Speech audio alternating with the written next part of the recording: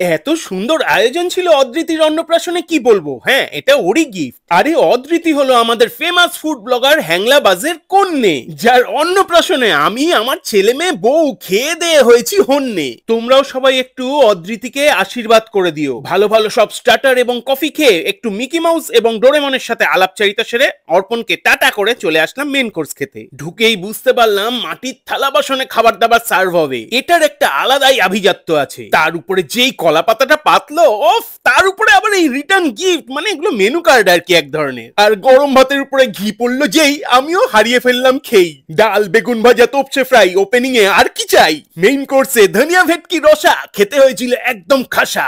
তারপর ছিল বাসন্তী পোলাও আর মাটন কষা। হ্যাঁ, নেমন্তন্ন বাড়িতে তো এই জন্যই আসা। শেষ পাতে ছিল মিষ্টি পাঁপড় আর চাটনি, যেটা খেতে আমার হয়নি এক ফোঁটাও খাটনি। হ্যাঁ হ্যাঁ, বাংলা সোশ্যাল মিডিয়া কাঁপানো সব বড় বড় তাইকুনরাও এসেছিল। তারা ছিল বলে বেশি কারোর সাথে দেখা হলো না।